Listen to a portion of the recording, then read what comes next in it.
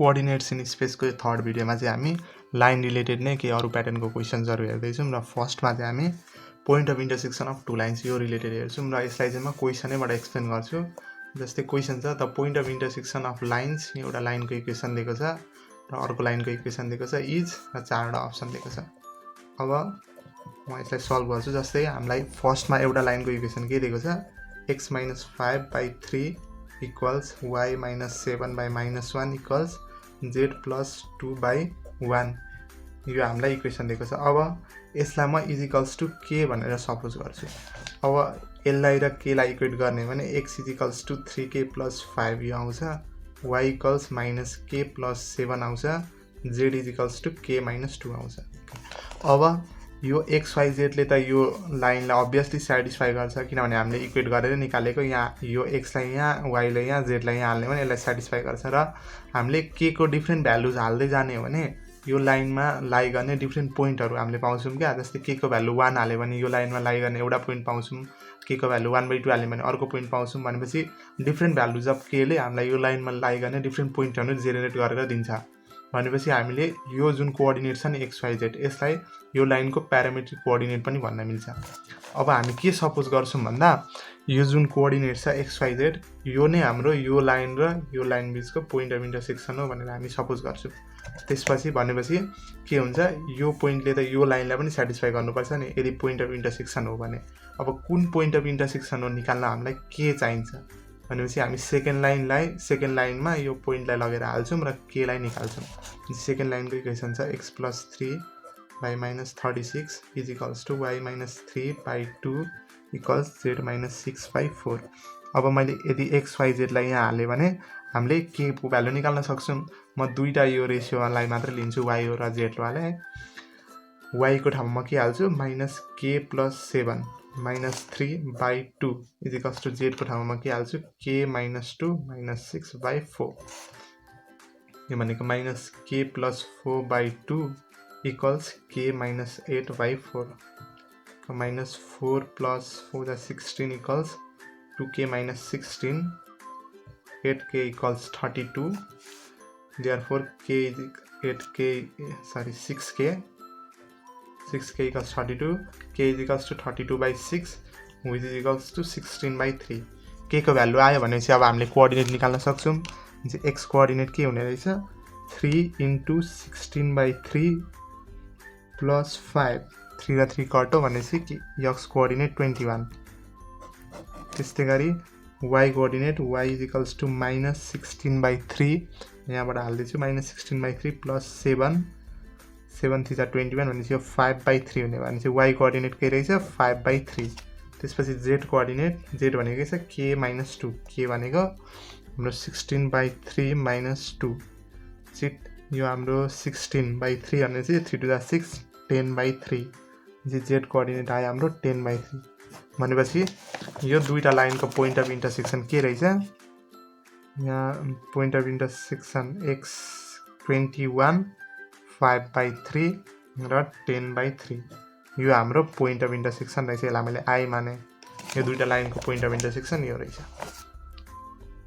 अब चाहिँ हामी foot of perpendicular of a point on line अथवा यसलाई projection of point on line पनि भनिन्छ। भन्नुको मतलब यहाँ एउटा लाइन छ, यहाँ एउटा पोइन्ट छ, हामीले यसरी यहाँ परपेन्डिकुलर ड्रप दियौँ, यो लाइन छ। अब यो पोइन्टबाट हामीले परपेन्डिकुलर ड्रप दिँदा यो लाइनले कहाँ टच गर्यो यसलाई नै हामी फुट अफ परपेन्डिकुलर भन्छौँ। अब यसलाई पनि म एउटा क्वेसनैबाट एक्सप्लेन गर्छु। जस्तै the foot of perpendicular of a point 1 4 3 on line which passes through this दुईटा पोइन्ट दिएको छ। भनेपछि हामीसँग कन्डिसन के रहेछ भन्दा यहाँ कुनै एउटा पोइन्ट छ, लेट्स यसलाई मैले p माने 1 4 3 यो पोइन्टलाई मैले p माने। यहाँ यसरी लाइन रहेछ विच पासेस थ्रु भने दुईटा पोइन्टबाट पास हुन्छ। जस्तै मैले यसलाई x माने 2 3 -1 र यो पोइन्ट y माने 3 5 4 दुईटा पोइन्टबाट पास हुँदो रहेछ। यसरी मैले फुट अफ परपेन्डिकुलर ड्र गरेँ। यो हाम्रो फुट अफ परपेन्डिकुलर हुने भयो र क्वेसनले हामीलाई यही सोधिरहेछ। अब फर्स्टमा हामी के गरौँ भने यो लाइनको इक्वेसन लेखौँ। यो लाइनको इक्वेसन हाम्रो 2 पोइन्ट फर्मेटको लाइनको इक्वेसन के हुन्छ 3 डाइमेन्सनमा x - x1 / x2 - x1 equals y - y1 / y2 - y1 equals z minus z1 divided by z2 minus z1 यो लाइनको इक्वेसन लेखेको। अब मैले x1 y1 z1 यसलाई माने, x2 y2 z2 यसलाई माने भने x minus 2 divided by x2 minus x1 3 minus 2 1 equals y minus y1 भनेको 3 divided by y2 minus y1 5 minus 3 2 equals z minus z1 गर्दा प्लस 1 डिभाइडेड बाई 4 प्लस 1 5 भनेपछि यो लाइनको इक्वेसन यो आउने रहेछ। अब यसलाई म के गर्छु, इज इक्वल्स टु k भनेर सपोज गर्छु। k सपोज गर्दा x is equals to k plus 2 y is equals to 2k plus 3 र z is equals to 5k minus 1 आउँछ। यो यसलाई के सँग इक्वेट गर्ने, यसलाई के सँग, यसलाई के सँग। अब मैले के भने यो त यो पोइन्ट त यो लाइनमा लाई गर्छ, मैले प्रिभियस क्वेसनमा एक्सप्लेन गरेको थिएँ। भनेपछि लेट्स से मैले के एज्युम गरेँ, फुट अफ परपेन्डिकुलर ए अरे यो कोअर्डिनेट छ x y z। अब यो फुट अफ परपेन्डिकुलर त यही लाइनमा लाई गर्ने भनिसकेपछि यो ए लाई मैले यो पोइन्ट हो भनेर एज्युम गर्न मिल्यो नि। अब हामी सुरुमा xy को अलङमा भेक्टर लेख्न सकिन्छ नि, xy को अलङमा भेक्टर यो d भेक्टर माने है त मैले xy वाला भेक्टरलाई के माने, d भेक्टर माने। अब d भेक्टर भनेको के हो, d भेक्टर भनेको त यो लाइनको इक्वेसनमा जुन मुनि आउँछ नि त्यो त कि त डाइरेक्सन कोसाइन कि त डाइरेक्सन रेसोज हुन्छ।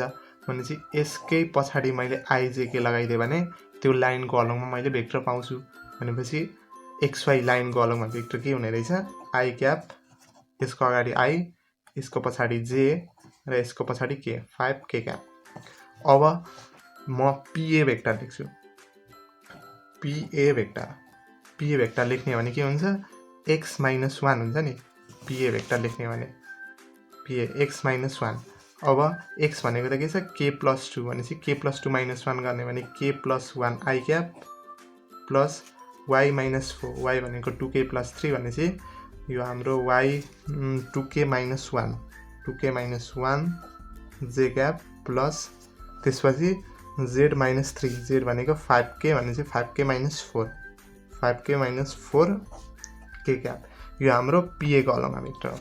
अब हामीले देखिरहेको छौँ फिगरबाट pa र यो xy वाला लाइन त परपेन्डिकुलर छ भन्नुको मतलब pa भेक्टर र यो da भेक्टर लाइनको अलङमा छ भनेपछि pa र d भेक्टर परपेन्डिकुलर छ भनेपछि d र pa परपेन्डिकुलर छ भने परपेन्डिकुलारिटीको कन्डिसन के हुन्छ, दुईटाको डट प्रोडक्ट 0 हुनुपर्छ। d dot pa is equals to 0 हुने भयो। अब डट प्रोडक्ट लिने हो भने k plus 1 plus 2 into 2k minus 1 plus 5 into 5k minus 4 is equals to 0।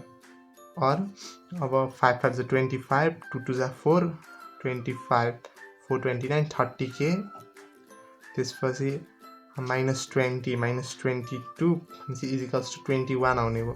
Therefore k is equals to 21/30 equals to 3 7 21 3 7/10 भनेपछि k को value 7/10।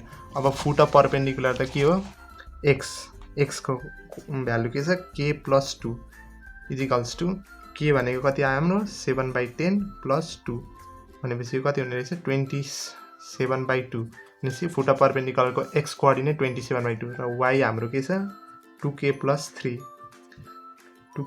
3 2 into k भनेको के छ हाम्रो 7/10 प्लस 3 2 5 जा 10 5 6 जा 15 प्लस 7 भनेको 22/5 त्यसपछि z is equals to z भनेको हाम्रो के छ 5k minus 1 plus two 5 into k भनेको हाम्रो 7/10 माइनस 1 5 2 जा 10 5/2 भनेपछि हाम्रो फुट अफ परपेन्डिकुलरको कोअर्डिनेट यो आयो xyz। अब म यही क्वेसनबाट अर्को कन्सेप्ट पनि एक्सप्लेन गर्छु। जस्तै यिनीहरु हामीलाई फुट अफ परपेन्डिकुलर नभनेर लेन्थ अफ परपेन्डिकुलर भनेको थियो भने के हुन्थ्यो, लेन्थ अफ परपेन्डिकुलर भनेको त pa हो भनेपछि लेन्थ अफ परपेन्डिकुलर के हुन्थ्यो, p र a बीचको डिस्टेन्स हुन्छ भनेपछि हामीले p त हामीलाई दिएको छ, a त हामीले निकाल्यौं, यो कोअर्डिनेट न हो। फुट अफ परपेन्डिकुलर a को कोअर्डिनेट के आयो हाम्रो 27/2 22/5 र 5/2 हाम्रो p को कोअर्डिनेट छ, a को कोअर्डिनेट आयो भने चाहिँ लेन्थ अफ परपेन्डिकुलर भन्दा हामी यो डिस्टेन्स निकाल्न सक्छौं।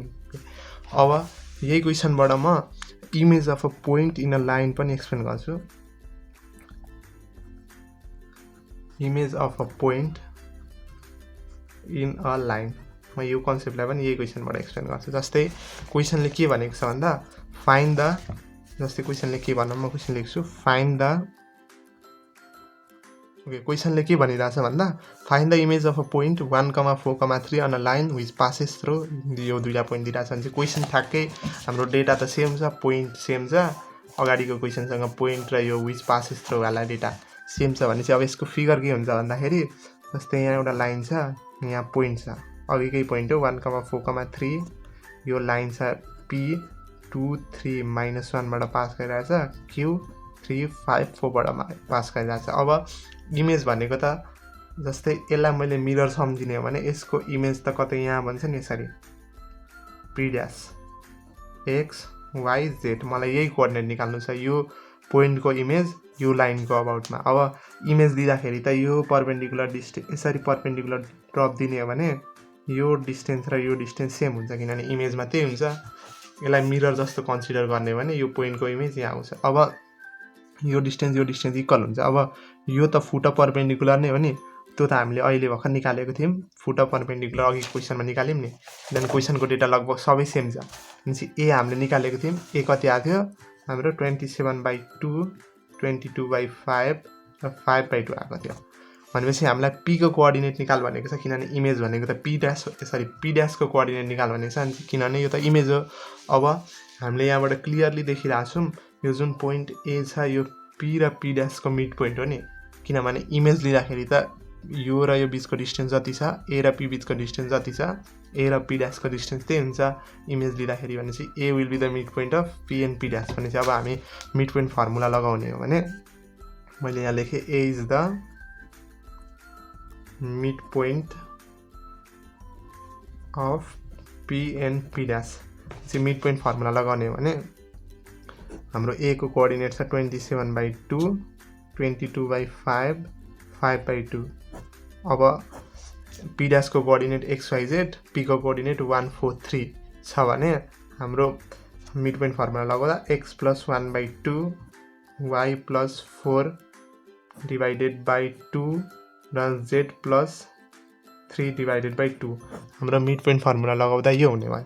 अब हामी यो फर्स्ट पार्टलाई यहाँसँग इक्वेट गर्ने हो भने के हुन्छ x + 1 = 27 2 र 2 क्यान्सल हुन्छ x = 26 त्यसपछि यो र यो इक्वेट गर्ने हो भने y + 4 y + 4/2 = 22/5 y = 44/5 - 4 therefore y = 24/5 आउँछ होला 5 4 20 24/5 ठिक छ y को भ्यालु यति आयो। त्यसपछि z + 3